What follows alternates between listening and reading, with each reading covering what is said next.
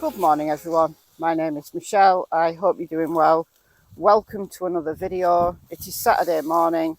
We're going to get straight into this one and discuss the explosive information that came out yesterday regarding Brian Laundrie's notebook, his explanation of why he did what he did, why he killed Gabby. What you saw at the beginning there was Brian Entin walking through the very creek that Brian claims Gabby fell in and was so badly injured that he had to commit a mercy killing because that's what she wanted. All of that coming up in this video. I'm going to analyse the statements Brian made. I don't believe it for 1 second. I didn't believe it the first time I read it, and I still don't believe it. But in typical style for this channel, I'm going to give you my opinion, but is there any evidence to support what Brian's saying? Can we find evidence, any evidence at all, to corroborate it? I've done my due diligence, so let's talk about that. But first, whilst WFLA was live with JB Buno, the Petito Smith family attorney, Pat Riley, and there's an Irish name if ever I heard one, rang in and spoke to JB live on the show and gave him the exclusive. He was surprised that Stephen Bertolino, the Laundrie family attorney, who we got to know quite well as being quite a slippery character when all of this was going down in August and September of last year. Slippery as an eel he was. Within half an hour of the attorney's meeting in Tampa, Florida, Stephen Bertolino, now in possession of Brian's notebook, released the information within it. Presumably because he thinks that this is going to help the defence side of the court case. First hearing of that court case happened just 24 hours before. The judge heard both sides of the argument, the civil suit with the Petito and Smith families claiming that the Laundries knew what Brian had done and they're taking that to court. It's for the judge now to decide whether that goes to a jury trial. Within half an hour of that meeting ending with the FBI, Stephen Bertolino released that notebook. But the exclusive was this. Pat Riley, attorney for Petito and Schmidt, said that Bertolino has been very shall we say, selective in what information is released, because there's more. Apparently, there is a second confession that is somewhat discrepant with this one that is released. Pat Riley said that this is in digital format, so I don't know whether Brian had made a confession, perhaps written it on his phone or written it on his laptop before he left for the Makahatchee Creek area where he took his own life. But more explosive than that, I was like flabbergasted when Pat Riley said that there was a letter that Roberta Laundrie, Brian's mother, had written to him. On the envelope, it said something like, "Burn after you read this."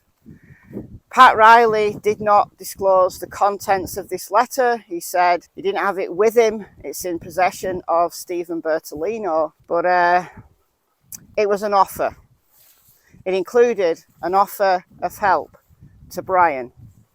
So is this the evidence that Petito Smith's side have, that the Laundries knew Brian was dead and they were offering to help get him out of the country? One can only speculate at this current moment in time.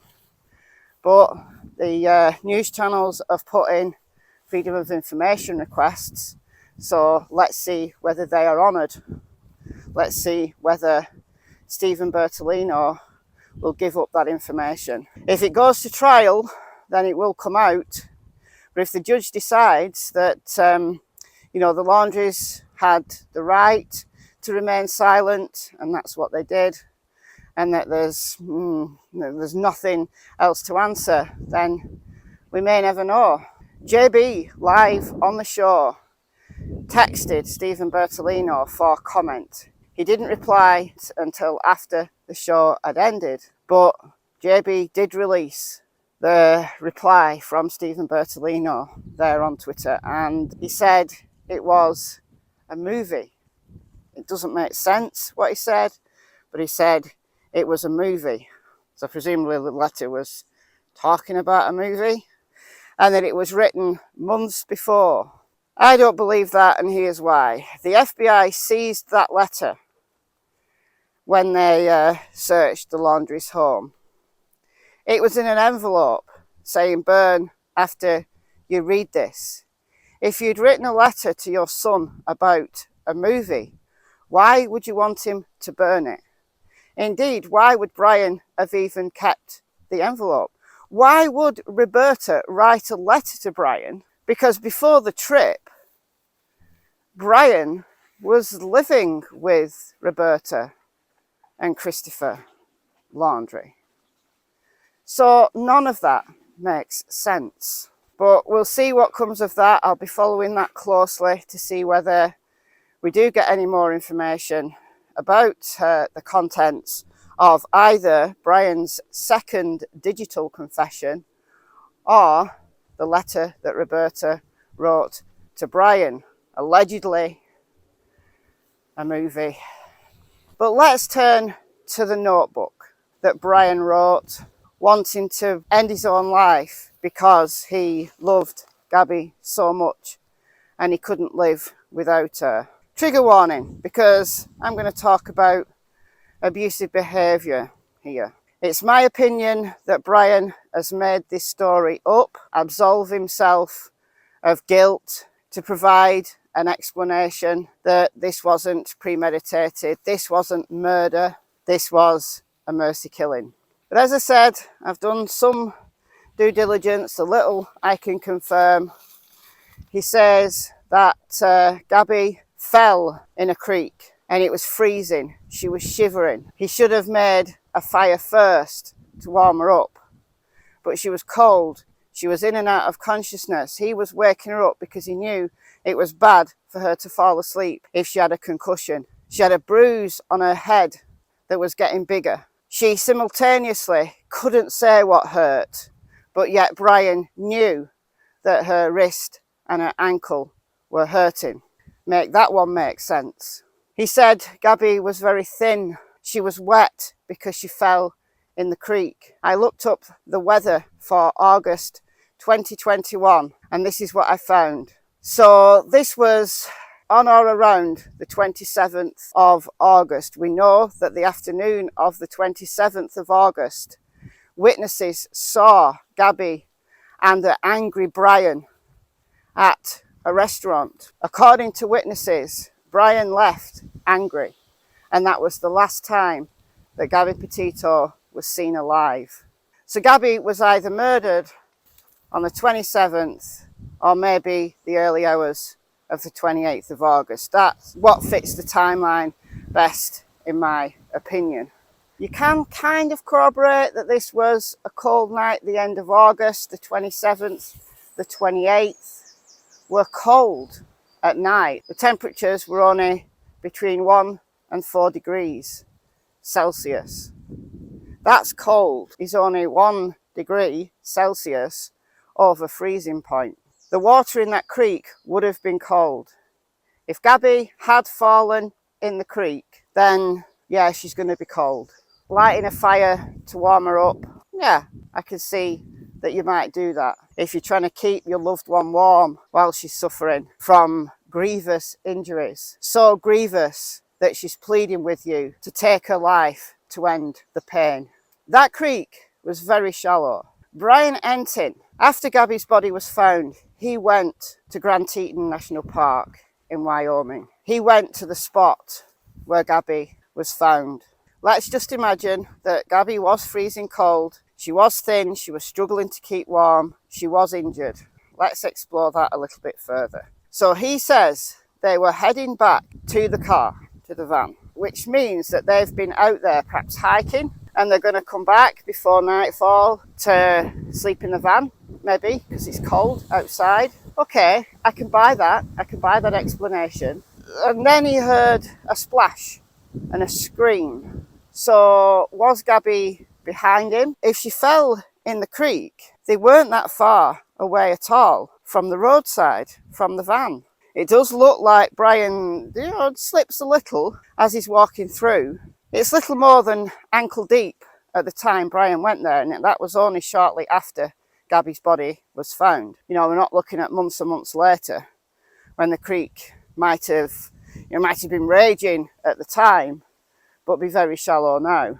It is shallow, but it's full of rocks. There's rocks all around it. It's perfectly feasible that Gabby might have slipped and banged her head. So Brian heard a scream and a splash. He went to help Gabby, got her out of the shallow creek, but couldn't carry her any further. Now, it's my understanding that where Gabby was found was further away. It was beyond the creek. So there's the road, the creek, and then the spot where Gabby was found. So was Brian completely disoriented? He says he doesn't know how far the car was, but yet they were heading right there when this accident allegedly occurred. So what, were they lost? Were they rambling around, like completely lost? Brian Entin says that the roadside where the van was is literally minutes away from that creek. Where Gabby's body was found was less than 10 minutes away. But I proffer to you that Gabby's body was found in the opposite direction. So Brian carried her further away from the vehicle, in a state of complete confusion? Does not make sense to me. These guys are on the pitch. Get off. Get off. Hey. Brian Entin says that he had good cell service while he was out there. He was able to live stream, I believe, from that area. Now, it could be possible that Gabby and Brian had a different cell service provider whose coverage wasn't so great, couldn't get a signal to call 911. Do you need a signal to call 911? Presumably you do. I could believe this story if they were miles and miles away from their vehicle, if they were at the top of a mountain and they got stranded there with Gabby grievously injured. I could understand that somebody confused and panicking might believe what their partner says. Put me out of my misery, end this pain, Brian. I could believe it. I wouldn't agree with that course of action, but I could believe it. But in this instance, even if they did not have cell service, they were so close to the van. At the very least, Brian could have got Gabby to the van and then took her to a hospital, or at least, at very, very least, got her to the van and warmed her up. Surely they would have had camping equipment, they would have had sleeping bags, they would have had warmer clothes than perhaps they were wearing at the time. Gabby was tiny. Brian is a young, fit man who's supposedly this outdoorsman who walked the Appalachian Trail. Well, I can't believe, when you're under stress, when you're experiencing trauma, there's many, many, many stories of people gaining strength that they didn't know they had. Even if Brian was struggling to pick Gabby up, I don't believe it. I just don't believe it. I do not believe it. It's not a good thing, actually, to pick someone up who is injured. You could make their injuries worse, but there's no mention of him thinking that way. But even if he did, he's so close to the van, the fire going out, as Gabby feared, and her freezing to death, simply doesn't make sense. Even if Gabby, in her state of distress, said, Brian, don't leave me, the fire's going to go out, Brian could have said, I'll only be a few minutes, the van's right there, and gone and got warm clothes, got Gabby out of the wet stuff, got Gabby into a sleeping bag and warmed her up. None of it makes sense. I don't buy it. I simply do not buy it. Let's talk about Gabby's injuries. So he said she had a bruise on her forehead. So presumably, according to his story, she fell forwards, not backwards. You know, hit the back of your head, you can knock yourself straight out. I've done it before, right? But she fell forwards. So perhaps she, you know, her ankle buckled and she fell over a rock. She put her hand out, as people often do, and maybe broke her wrist in the process, because when you land forward, you put your hands out, the wrists take your body weight and some force. And then she banged her head. Okay, I can see that happening. I fall all the time, right? I fall a lot. But I know how to break fall. It's like it's almost like an instinct to me. So I never hurt myself when I fall, except the time when I banged my head as I fell backwards because there was a desk in the way. But this story isn't about me. It's about Brian and Gabby. So I'll leave that one there for the moment. I do actually have a video, one of my old videos over on MichelleAfterDark. Anyway, I digress. She would be in pain if she broken her wrist. She might have broken her ankle. Is there evidence of broken bones on her limbs in the autopsy? I don't believe we've seen the full autopsy report, have we? Do you know what? I can't remember whether we have. I'm going to have to check. But what I do remember is the manner of death being homicide, the cause of death being manual strangulation with blunt force trauma. So blunt force trauma, well, is Brian trying to argue in the moments before his death that this blunt force trauma was caused by Gabby hitting her head on a rock? Okay. If this, you know, if Brian hadn't have taken the easy way out, if Brian had faced up to what he'd done and this went to trial, then they would have had a medical examiner on behalf of the prosecution to explain what kind of blunt force trauma, what kind of instrument might have been used, what direction the force came from, whether it was conceivable that blunt force trauma occurred as a result of hitting your head as you fell in a shallow creek. All of that could be ascertained, at least to some degree, I think. But you then chose to strangle the love of your life to death. That's what you decided to do, instead of taking a few minutes to the van, going seeking help, even if you didn't have cell service to ring 911. You could have driven a mile down the road and got cell service. This was a campground, although it was a dispersed campground. This is a big area. There were other campers in the area. You're by the side of a road.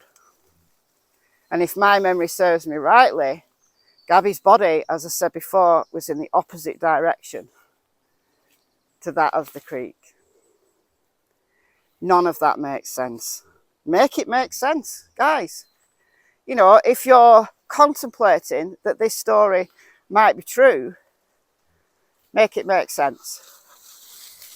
Now, some people are saying that they question whether this is even Brian writing the letter, something that maybe was planted or something that his parents helped him write. I hope that the FBI has managed to do some kind of handwriting analysis and perhaps proven as much as they can that this indeed is Brian's handwriting. It does look like it's been wet.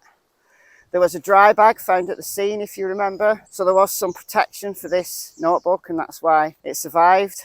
Unless I can get a sample of Brian's handwriting and it clearly isn't Brian's handwriting, then I'm going to assume that it is. I'm going to assume that the FBI have done their due diligence in that regard. So he went off under the noses of the Northport police and killed himself. In the moments, the very last things he wrote were, "I'm going to kill myself here by this creek, so I'll be torn apart by animals." Well, he got his wish.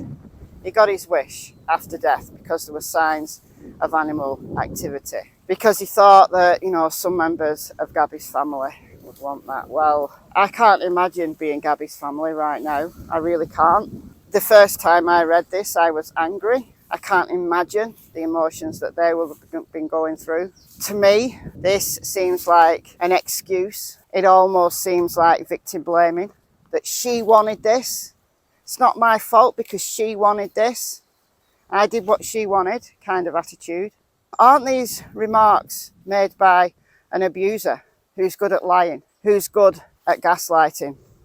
I said at the time, last August, when the body cam footage from the police officers, you know, at that traffic stop on August the 12th in Moab, Utah, I said at that time that those officers enabled Brian because they believed him. Gabby was almost arrested for DV. He was laughing and joking with the officers while Gabby was in extreme distress. Someone who has an abusive pattern, who is gaslighting, who is telling Gabby she's not good enough to be a YouTuber and a vlogger.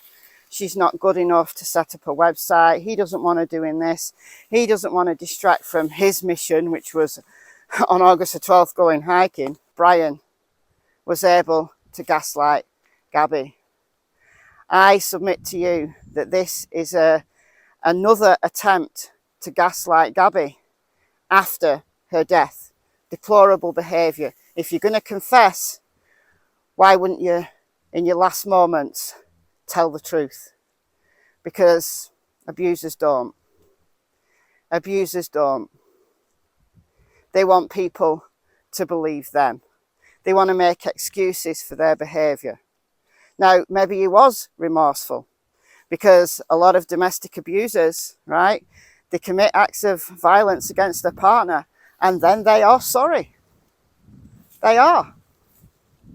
But they might be sorry whilst in the process of trying to justify their behaviour by blaming it on their victim. That's a familiar pattern in DV situations. I submit to you that this note is nothing but an excuse, nothing but a contrived methodology that Brian had come to use in his relationship with the supposed love of his life. Is this what he told his parents? Did they believe that this was an accident and he was the victim of this horrible circumstance? That yes, he made a mistake, he did the wrong thing, but they're prepared to help him. They're prepared to give him money to fight this, or they're prepared to give him money to get out of the country. Is that the contents of Roberta Laundrie's letter to Brian? We can only speculate at this moment in time. Honestly though, what Chris and Roberta Laundrie had been told, the specifics of that, is somewhat of a moot point. Brian had committed a crime. Brian should have been turned in. I said at the time that if that was my kid, I would have turned them in. It would have saved Brian's life. If I genuinely did not know where Gabby was, you know, the daughter, as Brian described it, that they love very much. If I thought she was missing, I would have wanted to assist the police, assist the search efforts. Got Brian to tell everything he knew, and I would have gone public. And if Brian had admitted to me that he'd committed this mercy killing, I would have said, son, if that's true, let's take it to trial. Let's get you the attorney. Let's take it to trial. And let's get you acquitted. Let's see what a jury says. I like to think that I would do that. I'm sure I would do that. Yes, it would have put Brian in jail. May have got bond, who knows? It would have got him and put him in jail, but it would have saved his life. And who knows, if Brian could prove that this was true, or at least, you know, put that little shade of reasonable doubt into a jury's mind, he would have been a free man. They did the wrong thing. But we're all gifted, aren't we, in the benefit of hindsight. Whether it turns out that the court case that Petito and the Smith families have brought against Chris and Roberta Laundrie, if that's thrown out of court, the right to remain silent is upheld in this instance, we may never know some of those details, because I think it's very unlikely that Chris and Roberta are going to give up what they knew without a fight. But Petito and Smith families are fighting back. Pat Riley, calling in to JB Buno, is fighting back. And I, for one, hope they win, because this stinks. These are dirty laundries. And Gabby, rest in peace, you beautiful, beautiful soul. Rest in peace. The world's on your side. And I'm going to call it a day here. Let me know your thoughts and opinions in the usual place in the comments down below. I've been Michelle. Hope you're well. See you in the next video. Goodbye from Miss Tillington, who had a bark at a dog, so she had to go on her lead right towards the end there. And Miss Cassie Springer! Miss Cassie Springer! Good girl. Good girl. Bye, guys.